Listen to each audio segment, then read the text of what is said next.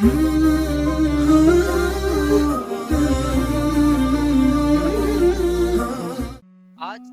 کا جو میرا موضوع ہے وہ عشرہ ذوالحجۃ المبارکہ کی فضیلت کے اوپر. میں نے آیت کریمہ تلاوت کی والفجر. اللہ تبارک و تعالی قرآن مجید کے اندر سورہ فجر کے اندر ارشاد فرماتا ہے والفجر ولیال عشر.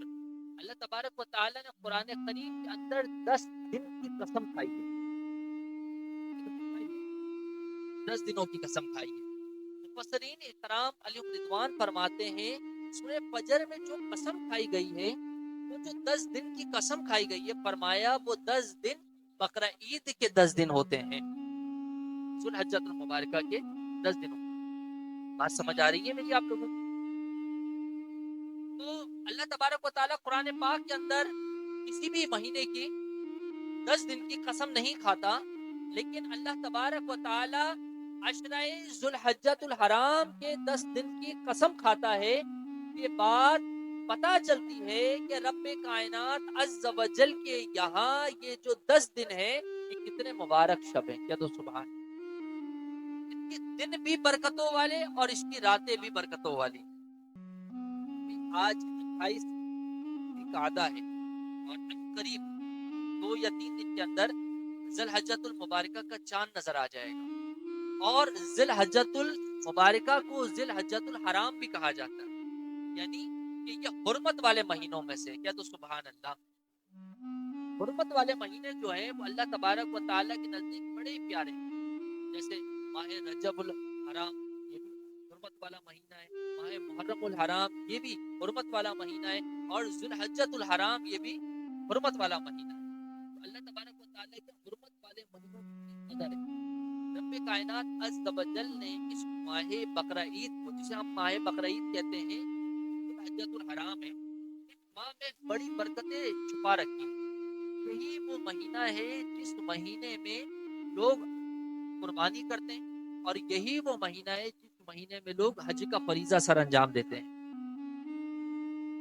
کتنے خوش نصیب عاشقان رسول اور محبان اولیاء جو منا کی جانب روا دوا ہوں گے.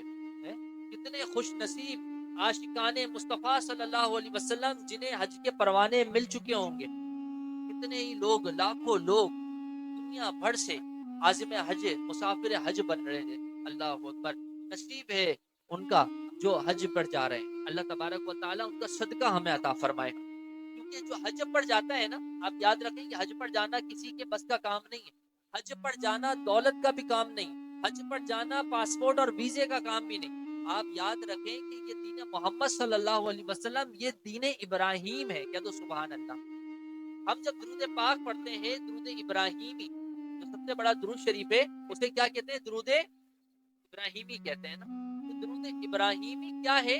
کہ حضرت سیدنا محمد مصطفیٰ صلی اللہ علیہ وسلم کے جد امجد حضرت سیدنا ابراہیم رضی اللہ تعالیٰ عنہ جو کہ خلیل بھی ہیں اللہ کے نبی صلی اللہ علیہ وسلم کے، ان کے اوپر درود بھیجا جاتا ہے. اور جب ہم پڑھتے ہیں اللہم صلی علی سیدنا مولانا محمد وعلی آل محمد کما صلیت علی ابراہیم وعلی آل ابراہیم انکا حمید مجید.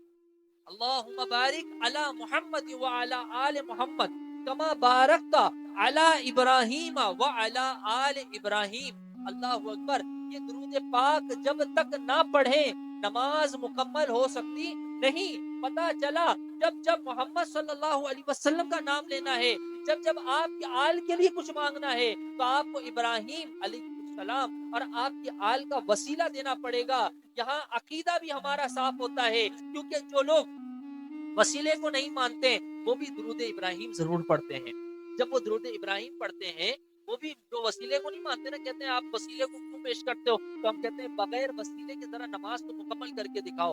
کہا وسیلہ نماز میں کہاں سے آ گیا؟ میں نے کہا اگر تجھے نماز میں وسیلہ دکھائی نہیں دیا تو پھر تو نماز کے فہم کو سمجھ نہ سکا. نماز تو ہے ہی وسیلہ. اللہ نماز تو وسیلہ مصطفیٰ ہے. نماز تو وسیلہ مصطفیٰ ہے. کوئی شخص بتا سکتا ہے کہ اسے ڈائریکٹ اللہ نے نماز کا حکم دیا ہو؟ یہ نماز جو ہمیں ملا ہے، 5 وقت ہم جو نماز پڑھتے ہیں، یہ جو نماز کا تحفہ ملا ہے، یہ شب معراج حضور کے صدقے تو ہمیں ملا ہے. اللہ اکبر. نماز کے اندر کون سا وسیلہ ہے؟ میں نے کہا نماز کے اندر جب ہم اتحیات پر بیٹھتے ہیں اللہ خوب منوانا جانتا ہے، اللہ خوب منوانا جانتا ہے. اللہ نے ان سے بھی منوایا جو مسجد کے باہر کہہ رہے تھے کہ وسیلہ اللہ کے لیے کچھ نہیں ہوتا، وہ بھی نماز میں جب آتے ہیں تو ایسے نہیں، اللہ تعالیٰ پہلے ان کے منہ کو صاف کرواتا ہے، ان کے وضو کرواتا ہے، ان کو کپڑے پاک کرواتا ہے، ان کے جسم کو پاک کرواتا ہے، اور پھر اپنا نام اللہ اکبر کہلواتا ہے، اپنے ہاتھ اسٹینڈ اپ کروا دیتا ہے. اللہ اکبر پر ہاتھ اسٹینڈ اپ کر دیتے ہیں، ہاتھ اٹھا لیتے ہیں، جیسے چور پولیس کے آگے ہاتھ اٹھا لیتا ہے، ہاتھ اسٹینڈ اپ کر دیتا ہے. اسی طریقے سے جب ہم نماز کے لیے جاتے ہیں ہم اپنے دونوں ہاتھ اٹھا لیتے ہیں، یعنی رب کے آگے ہم کہتے ہیں یا اللہ اب ہمارے آگے کچھ نہیں، ہمارے پاس کچھ نہیں، دیکھو ہمارے دونوں ہاتھ خالی ہیں. اور پھر ہم رب کی بڑائی کرتے ہیں، اور رب کا سب سے بڑا جملہ ہم کہتے ہیں اللہ اکبر. جب ہم اللہ اکبر کہہ کر ہاتھوں کو ایسے اٹھاتے ہیں تو رب بھی ہمیں دیکھتا ہے اور مسکراتا ہے، رب بھی ہمیں دیکھ کر مسکراتا ہے. اور پھر ہم ہاتھ باندھ لیتے ہیں، پھر رب کی حمد و ثنا بیان کرتے ہیں، پھر رب کی آیتیں بیان کرتے ہیں، پھر رکوع میں جاتے ہیں، پھر رب کی تسبیح بیان کرتے ہیں، پھر سجدے میں جاتے ہیں، رب کی تسبیح بیان کرتے ہیں. اس طرح اپنی رکعتوں کو مکمل کرتے ہیں. اور جب 2 رکعت مکمل ہو جائے ہم اتحیات پر بیٹھتے ہیں، اور جب ہم تشہد پڑھتے ہیں اس کے بعد ہم درود پڑھتے ہیں، درود ابراہیم پڑھتے ہیں، تو پھر ہم کہتے ہیں یا اللہ محمد صلی اللہ علیہ وسلم کو اور ان کی آل کو ایسی برکت عطا فرما جیسے تو نے حضرت ابراہیم علیہ السلام کو عطا فرما، جیسے تو نے حضرت ابراہیم علیہ السلام کی آل کو عطا فرمائی. اللہ اکبر. ہم وسیلہ مانگتے ہیں نبی پاک صلی اللہ علیہ وسلم کی بارگاہ میں، اور وسیلہ پیش کرتے ہیں حضرت سیدنا ابراہیم خلیل اللہ علیہ نبینا علیہ السلام کا. اللہ اکبر. یہ کون ہے حضرت ابراہیم علیہ السلام؟ کون ہے حضرت ابراہیم علیہ السلام؟ وہ ہیں جنہوں نے اپنے بیٹے کی قربانی پیش کی. میں یہاں پر وہ قربانی کا تذکرہ نہیں کر رہا، لیکن آج جو لاکھوں لوگ لاکھوں روپے کی قربانیاں دیتے ہیں، یہ جانور تو قربان نہ کیا گیا تھا، اللہ کا حکم تھا. 99 سال کے بعد اللہ تبارک و تعالیٰ نے اولاد عطا فرمائی، حضرت اسماعیل نام رکھا، اور اللہ تعالیٰ نے حکم دیا کہ اس اسماعیل کے گردن پہ چھری چلانی. اللہ اکبر. ایک مرتبہ خواب آیا، 2 مرتبہ خواب آیا، تیسری مرتبہ میں حضرت ابراہیم علیہ السلام نے اپنے فرزند کو، اپنے پیارے بیٹے حضرت اسماعیل کو کہا اے اسماعیل میں خواب میں دیکھتا ہوں کہ مجھے تجھے ذبح کرنے کا حکم ہے. اور نبی کا خواب کبھی غلط نہیں ہو سکتا، نبی کا خواب ہمیشہ سچا ہوتا ہے، چونکہ باپ بھی نبی اور بیٹے حضرت اسماعیل علیہ السلام بھی نبی. اللہ اکبر. کیا فرزند ہیں. اللہ اکبر. حضرت علامہ اقبال نے کہا نا کس نے سکھائی آداب فرزندگی. اللہ اکبر. حضرت اسماعیل علیہ السلام نے اپنے آپ کو پیش کیا اور کہا اے رب عز و جل اگر تیرا حکم یہ ہے کہ میرے گردن پہ چھری چلے تو بابا میں تیار ہوں، مجھے میرے گردن پہ چھری چلائیں اور میں اس بات کے لیے راضی ہوں. حضرت ابراہیم علیہ السلام نے ہاتھ پیر باندھنے کی کوشش کی. اللہ اکبر. ہاتھ پیر باندھے اور پھر اس کے بعد حضرت اسماعیل علیہ السلام کو رکھ دیا اور کہا میں اپنی آنکھوں میں پٹا باندھ لیتا ہوں، مجھ سے نہیں دیکھا جائے گا کہ میں اپنے بیٹے کے گردن پہ چھری چلاؤں. آج کسی کا بیٹا ہو، اولاد کی محبت صرف باپ سمجھ سکتا ہے. اب وہ اولاد اگر چھوٹا ہو نا بچہ، وہ بھاگتے بھاگتے گر جائے، باپ کا کلیجہ منہ کو آ جاتا ہے، ماں کا کلیجہ منہ کو آ جاتا ہے. بیٹا گر گیا، بچہ گر گیا، اللہ اکبر. ہمارا بچہ گر جائے تو ہمارا کلیجہ منہ میں آ جائے. اور حضرت ابراہیم علیہ السلام کو اللہ تعالیٰ نے آزمانے کے لیے، آج تو ہمارے پر چھوٹی سی آزمائش آ جائے ہم تو رب کی ساری رحمتوں کو بھول جاتے ہیں نا. اللہ تعالیٰ نے آزمانے کے لیے کہ جس کو میں نے خلیل کہا ہے یہ میرا واقعی خلیل ہے. خلیل کہتے ہیں دوست کو، یہ جس کو میں نے دوست کہا ہے یہ واقعی میرا دوست ہے. اللہ اکبر. فرمایا کہ میں اپنی آنکھوں میں پٹی باندھ لیتا ہوں، رب کے حکم میں عمل کرنا ہے. چھری اٹھائی، حضرت اسماعیل علیہ السلام کی گردن میں چھری رکھی اور پھر اللہ اکبر پڑھ کے وہ چھری چلا دی. چھری چل گئی، خون نکل گیا. اب حضرت ابراہیم علیہ السلام نے جب آنکھوں سے پٹا اتارا تو دیکھا کہ حضرت اسماعیل علیہ السلام تو سامنے کھڑے مسکرا رہے ہیں، سامنے کھڑے مسکرا رہے ہیں. اور جو ذبح ہوا ہے یہ مینڈا ہے. یہ مینڈا کہاں سے آیا؟ فرمایا یہ مینڈا جنت سے آیا ہے، یہ مینڈا جنت سے آیا ہے. حضرت ابراہیم علیہ السلام اپنے اس آزمائش پر پورے اترے تو اللہ تعالیٰ نے پھر فرشتوں کے درمیان فرمایا کہ جس کو میں نے اپنا خلیل کہا تھا اور تم کہتے تھے کہ یہ خلیل کیسے ہو سکتے ہیں، یہ تو انسان ہے، اللہ اکبر. اللہ تعالیٰ نے پھر فرمایا دیکھو یہ خلیل تھا جس نے اپنے بیٹے کو بھی میری راہ میں ذبح کرنے کے لیے کوئی شرم محسوس نہیں. اور آج ہم اپنے لیے کتنی شرمندگی محسوس کرتے ہیں رب کی اگر بارگاہ سے آزمائشیں آ جائیں تو. یہی حضرت ابراہیم علیہ السلام ہے, انہی سے قربانی کا فریضہ سر انجام ہوا جو آج لاکھوں فرزندگان اسلام لاکھوں روپے کی قربانی کرتے ہیں.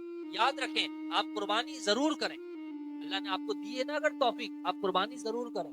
آپ اگر کوئی بہت بڑا جانور نہیں کر سکتے آپ چھوٹا جانور کریں. اللہ تعالیٰ نے آپ کو یہ موقع دیا ہے, آپ ایک بکرا, ایک بکری, ایک مینڈھا, ایک دمبا یہ بھی قربان کر سکتے ہیں. یہاں بہت سارے ایسے لوگ ہیں اور بالخصوص ایسی خواتین ہیں جنہوں نے بڑے زیورات رکھے ہوتے ہیں, بڑی دولت رکھی ہوتی ہے, ان کے زیور بھی ہوتے ہیں, ان کے اوپر قربانی واجب ہوتی ہے. لیکن پورے گھر میں بیٹا بھی کما رہا ہے, بیٹی بھی کما رہی ہے, بیوی کے پاس بھی زیور ہے, ماں کے پاس بھی زیور ہے, بہن کے لیے جہیز بھی جوڑ رکھا ہے, لیکن پورے گھر کی جانب سے صرف ایک بکرا قربان کر دیا جاتا ہے. تو یہ جائز نہیں ہے. اگر قربانی سب کے اوپر الگ الگ واجب ہے تو سب کو الگ الگ قربانی کرنی پڑے گی. ایک بکرا, ایک بکری, ایک مینڈا یہ قربان کیا جا سکتا ہے, یا اگر بڑا جانور گائے, بیل, اونٹ, بھینس یہ قربان کی جاتی ہے تو اس میں 7 حصے ہوتے ہیں. اب یہ 7 حصوں میں آپ ان 7 حصوں میں جن جن کے اوپر واجب ہو رہی ہے قربانی ان کے نام ڈالے جا سکتے ہیں. یعنی قربانی ضروری ہے. اب بہت سارے لوگ مہنگائی کو دیکھتے ہیں تو وہ قربانی نہیں کرتے. آپ کے گھر میں شادی ہو تو آپ شادی کے اندر یہ نہیں کہیں گے کہ مہنگائی بہت زیادہ ہو گئی تو میں فلاں چیز کم کر لوں, بلکہ آپ کی مائیوں کی تقریب بھی بڑھتی جا رہی ہے, آپ کی مہندی کی رسومات بھی بڑھتی جا رہی ہے. لیکن جب بات آتی ہے دین اسلام کے فریضے کی تو آپ کہتے ہیں مہنگائی بہت زیادہ بڑھ گئی ہے لہٰذا قربانی نہ کی جائے. تو قربانی جس کے اوپر واجب ہے وہ لازمی کرے. اگر ایک حصہ بھی وہ قربانی کا ادا کر دیتا ہے تو اس کی طرف سے قربانی ادا ہو جائے گی. تو ہم سب کو چاہیے کہ ہم اس سنت ابراہیمی کو ضرور یاد رکھیں اور اس پر عمل کرنے کی کوشش کریں. اسی طریقے سے جو قربانی کے ایام کے اندر حکم فرمایا ہے وہ فرمایا جب ذی الحج کا چاند نظر آ جائے, جب ذی الحج کا چاند نظر آ جائے تو کوئی شخص اپنے ناخن یا بال نہ تراشے. تو نبی پاک صلی اللہ علیہ وسلم نے فرمایا جب وہ قربانی کر چکے اور پھر اس کے بعد اپنے بال اور ناخن اتارے تو اللہ تبارک و تعالی اسے پورے قربانی کا ثواب عطا فرماتا. جو شخص قربانی نہیں کر سکتا نا وہ کم از کم یہ عمل کرے, یہ غریبوں کی قربانی ہے. کہہ دو سبحان اللہ.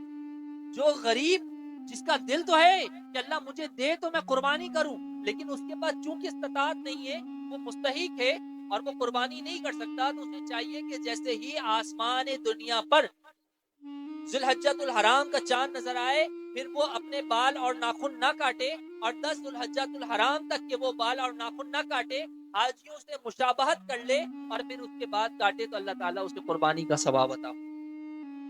یہ حج والوں سے مشابہت بھی ہو جاتی ہے. جو لوگ حج پر جاتے ہیں نا وہ احرام کے دنوں میں اپنے بال اور ناخن نہیں کاٹ سکتے, یہ ان سے مشابہت بھی ہو جاتی ہے. اور آپ دیکھیں ہمارا دین اسلام جو کہ مکمل طور پہ دین اسلام یہ دین ابراہیمی ہے. ہم جب صفا اور مروہ پر جاتے ہیں, جب ہم صحیح کرتے ہیں, آپ کو اللہ تعالیٰ نصیب کرے, ہمیں سب کو اللہ تعالیٰ بار بار مکے مدینے کی حاضری نصیب فرمائے. جب آپ طواف کعبہ کر لیتے ہیں تو آپ صفا اور مروہ کرتے ہیں. صفا اور مروہ کی جب آپ صحیح کرتے ہیں 2 پہاڑ, ایک صفا نام ہے اور ایک مروہ نام ہے. آپ صفا سے بھاگتے ہیں اور مروہ تک پہنچتے ہیں, پھر مروہ سے صفا تک کے.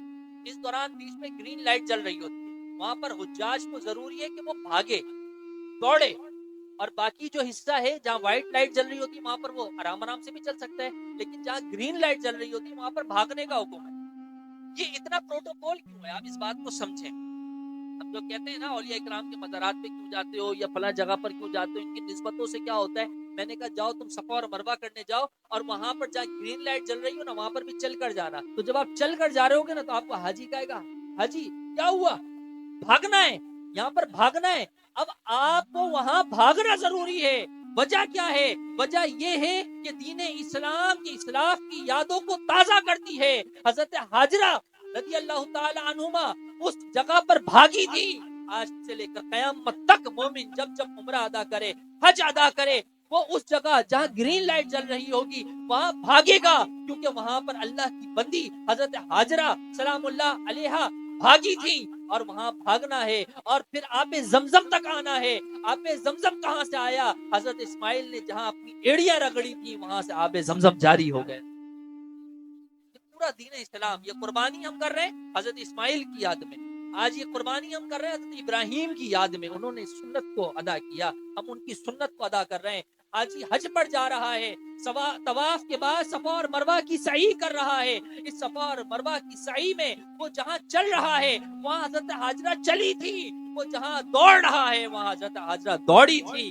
اللہ اکبر، یہ جو حج کے ایام ہے، یہ جو حج کے مناسک ہیں، یہ جو مقام ابراہیم ہے، یہ سب کچھ یاد دلاتی ہے ہمیں اپنا سلاف نصیب کرے۔ آپ جب مقام ابراہیم پر جائیں گے تو مقام ابراہیم ایک گولڈن کلر کی جالی سے گول اس طرح جو ہے نا بنا ہوا ہے، آپ جب دیکھیں گے اس میں 2 قدم ہے، کتنے قدم ہے؟ 2 قدم ہے۔ آپ مقام ابراہیم کی طرف جا کر نماز پڑھیں گے۔ آج جو لوگ نالین مصطفیٰ کو سینے پر لگانے پر آبجیکشن اٹھاتے ہیں، ان سے پوچھا جائے یہ کیا ہے تو وہ کہیں گے یہ نالین کیوں لگاتے ہو، یہ تو شبیہ نالین مصطفیٰ ہے۔ میں کہتا ہوں ایک شبیہ نالین مصطفیٰ ہم اپنے دل پہ لگاتے ہیں، کہا یہ نہیں لگانی چاہیے۔ میں نے کہا کیوں نہیں لگانی چاہیے؟ کہا یہ شبیہ ہے، نالین تھوڑی ہے، شبیہ ہے، نالین تھوڑی ہے، یہ کیوں لگاتے ہو؟ میں نے کہا مقام ابراہیم پر جاتے ہو، طواف کعبہ کرتے ہو، کعبے کے غلاف کو چومتے ہو، اور پھر طواف کرنے کے بعد مقام ابراہیم پر جا کر نماز پڑھتے ہو۔ میں نے کہا مقام ابراہیم پر دیکھا ہے اندر کیا ہے؟ کہا اندر دیکھا ہے۔ میں نے کہا کیا ہے؟ کہا وہاں 2 چپلوں کے 2 نالین کے نقش ہیں۔ میں نے کہا وہ 2 نالین کے نقش کس کے ہیں؟ کہا وہ نقش ابراہیم علیہ السلام، وہ نقش ابراہیم علیہ السلام کے۔ میں نے کہا کیا اصلی ہے؟ کہا نہیں، نقش ہے۔ میں نے کہا اس نقش کو کعبے کے سامنے رکھنے کی ضرورت کیا ہے؟ کہا اس لیے کہ یاد ابراہیم باقی رہے۔ میں نے کہا نقش مصطفیٰ لگانے کی بھی یہی ادا ہے کہ نقش نالین مصطفیٰ ہم اس لیے لگاتے ہیں کہ حضور کی یادیں تازہ رہے۔ یہ اللہ نے پسند کیا نالین ابراہیم کو کعبے کے سامنے رکھے، بالکل کعبہ ہے، یہ کعبہ ہے اور کعبے کے بالکل سامنے مقام ابراہیم ہے۔ اس مقام ابراہیم پر حضرت ابراہیم علیہ السلام کے وہ نقش ہیں۔ جب حضرت ابراہیم علیہ السلام کعبے کی تعمیر کر رہے تھے اور اللہ تعالیٰ نے حکم دیا، جب کعبہ مکمل ہو گیا اللہ نے حکم دیا ابراہیم کھڑے ہو، اور کھڑے ہو کر صدا لگاؤ کہ جو حج والے لوگ ہیں وہ آ جائیں حج ادا کرنے۔ حضرت ابراہیم علیہ السلام نے عرض کی یا پروردگار عالم، اس بیابان میں، اس ریگستان میں، اس صحرا میں میرے اور تیرے علاوہ کوئی موجود نہیں ہے، میں کس کو حج کے لیے بلاؤں، میں کس کو حج کے لیے بلاؤں؟ حضرت اللہ تبارک و تعالیٰ نے حضرت ابراہیم علیہ السلام کو حکم دیا، اے ابراہیم تیرا کام ہے صدا لگانا، قیامت تک تیری صدا پر جس نے لبیک کا وہ حج کے لیے آتا رہے۔ ہم سب مقام ارواح میں جب حضرت ابراہیم علیہ السلام نے لبیک کی صدا لگائی تھی، جو بھی لوگ حج اور عمرے پہ جاتے ہیں نا، حضرت ابراہیم علیہ السلام نے اس وقت میں جو مقام ابراہیم پہ کھڑے ہو کر صدا لگائی تھی، لبیک اللہم لبیک، لبیک لا شریک لک لبیک، ان الحمد والنعمت لک والملک لا شریک لک، اللہ اکبر، یہ جو صدا لگائی تھی، اس صدا پر جس نے جتنی مرتبہ لبیک کہا وہ اتنی مرتبہ حج پڑ جائے گا۔ اب کسی نے 1 بار کہا وہ 1 بار حج پڑ جائے گا، جس نے 2 بار کہا وہ 2 بار حج پہ جائے گا، جس نے 10 بار کہا وہ 10 بار حج پڑ جائے گا۔ اللہ اکبر، اللہ اکبر۔ اللہ تعالیٰ سے دعا کریں اللہ تعالیٰ ہمارا بھی نام ان لوگوں میں شامل کر دے جن لوگوں نے حضرت ابراہیم کی آواز پر لبیک کہا تھا۔ اللہ اکبر۔ ان سب کو بھی چاہیے کہ عشرہ ذوالحجہ جیسے نظر آئے تو ہم سب کمر بستہ ہو جائیں۔ اللہ تبارک و تعالیٰ کے پیارے محبوب صلی اللہ علیہ وسلم نے ارشاد فرمایا یہ اللہ کے یہاں بڑا محبوب مہینہ ہے، اس مہینے اللہ تبارک و تعالیٰ بڑے لوگوں پہ کرم نازل فرماتا ہے، اور اس مہینے حضرت سیدنا جنید بغدادی رحمت اللہ تعالیٰ علیہ ارشاد فرماتے ہیں کہ اگر اس مہینے میں کوئی شخص 1 لمحہ بھی، 1 گھنٹے نہیں، 1 گھنٹے کی بات نہیں ہو رہی، 1 دن کی بات نہیں ہو رہی، 24 گھنٹے کی بات نہیں ہو رہی، کہا 1 لمحہ بھی اگر غفلت میں گزار دے تو میں سمجھتا ہوں کہ اس نے اپنے کئی سو سال کی نیکیاں ضائع کر دی، کئی سو سال کی نیکیاں ضائع کر دی۔ تو ہمیں چاہیے اس مہینے کے 1 لمحے کو اللہ تبارک و تعالیٰ کے رضا خوشنودی میں گزاریں، 5 وقتہ نمازوں کی پابندی کریں، ابھی سے تیاری کر لیں، کل جا کر اپنے بال کٹوا لیں، اپنے ناخن کاٹ لیں، اور اس کے بعد بس نیت کر لیں کہ اب چاند دکھ جائے گا، اب میں نے بال ناخن نہیں کاٹنے، ٹھیک ہے۔ دوسری کوشش کریں کہ قربانی کی تیاری کریں، جو لوگ اللہ تعالیٰ جن کو استطاعت دے وہ جانور لے کر آئیں، جن کو استطاعت نہیں وہ حصہ ڈال لیں، جس طرح بھی ہو قربانی کے لیے کوشش کریں۔ صحیح، ہر شخص قربانی کے لیے کوشش کرے. آپ کے پاس رکھے ہوئے ہیں پیسے، وہ رکھے نہیں پڑیں گے، آئیے اللہ کی بارگاہ میں انویسٹ کر دیجئے. آئی نیت کریں کہ بھائی یہ میری فلاں پیسے رکھے ہوئے ہیں، یہ میں نے اس دفعہ قربانی کر دینی. انشاءاللہ جب آپ اپنے پیسوں کو قربانی کی نیت سے خرچ کریں گے، اللہ تعالیٰ اس میں آپ کو 2 گنا زیادہ برکت عطا فرمائے. اسی طرح غریبوں کی مدد کریں، نمازوں کی پابندی کریں.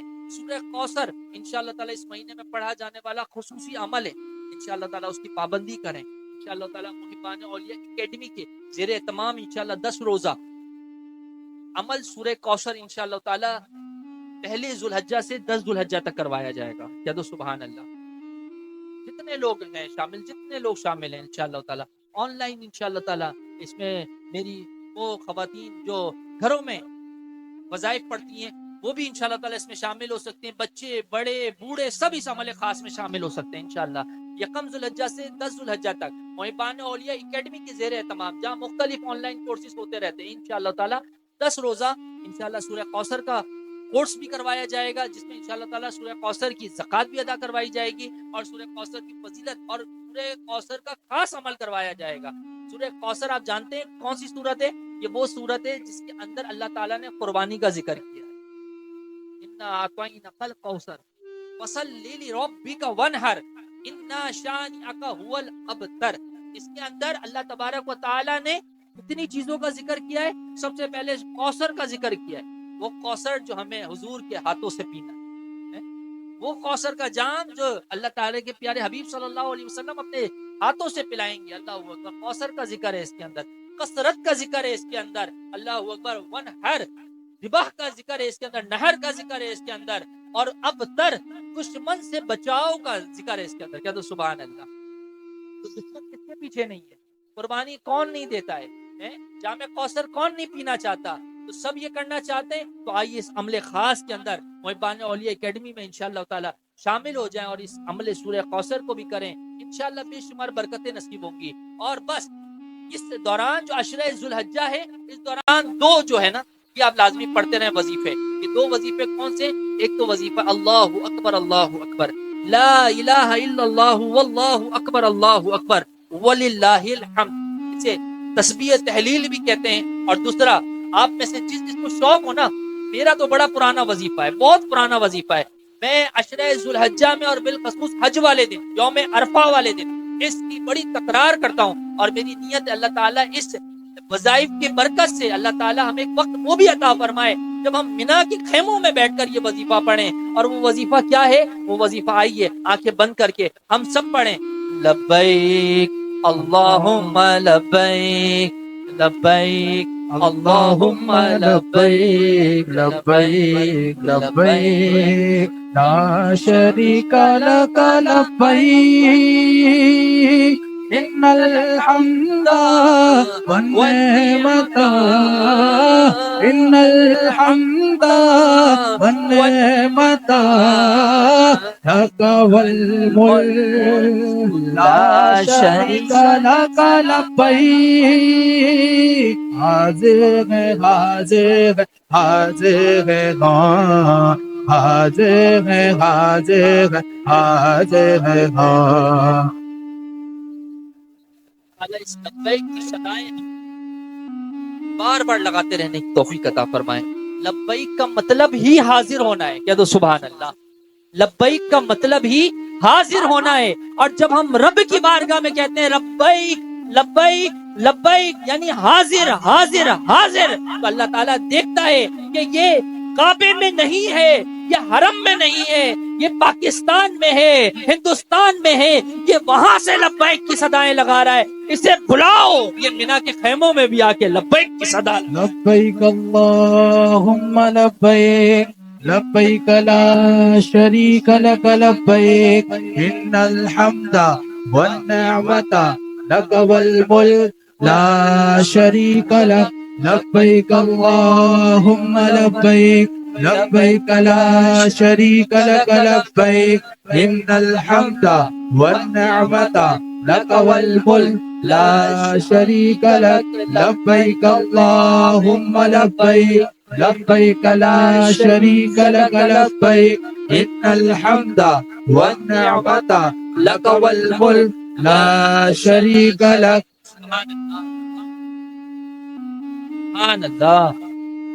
یہ اتنا پیارا وظیفہ ہے، اتنا پیارا وظیفہ، اتنا پیارا وظیفہ، اتنا پیارا وظیفہ ہے کہ عشرہ ذو الحجہ میں بس اس کی تکرار رہے، بس اس کی تکرار ہے. پڑھتے رہیں پڑھتے رہیں پڑھتے رہیں پڑھتے رہیں پڑھتے رہیں، ہر وقت پڑھتے رہیں، صبح پڑھیں، شام پڑھیں، کام پر پڑھیں، دکان پر پڑھیں، جو کام کرتے ہیں آپ پڑھتے رہیں. انشاءاللہ آپ کو وہ مزہ آئے گا، وہ مزہ آئے گا، اور وہ جستجو پیدا ہوگی کعبے کو دیکھنے کی، وہ جستجو پیدا ہوگی حرم کو دیکھنے کی، وہ جستجو پیدا ہوگی حج اور عمرے کی، اور وہ جستجو پیدا ہوگی اللہ تعالیٰ کے گھر کو دیکھنے کی کہ اللہ تعالیٰ، میں نے ایسے بھی لوگ دیکھے ہیں بلکہ دیکھے کہ الحمدللہ میں بھی یہ وظیفہ پڑھتے پڑھتے جب سویا ہوں نا تو قسم خدائے رب ذوالجلال کی، عشرہ ذوالحجہ میں جہاں لوگ حج کے میں جا کر کعبے کو دیکھتے ہیں، خود کعبے کی زیارت خواب میں نظر آ جاتی، نیت صاف منزل آسان. سبحان اللہ، کیا بات ہے. اللہ تعالیٰ عمل کی توفیق رفیق عطا فرمائے.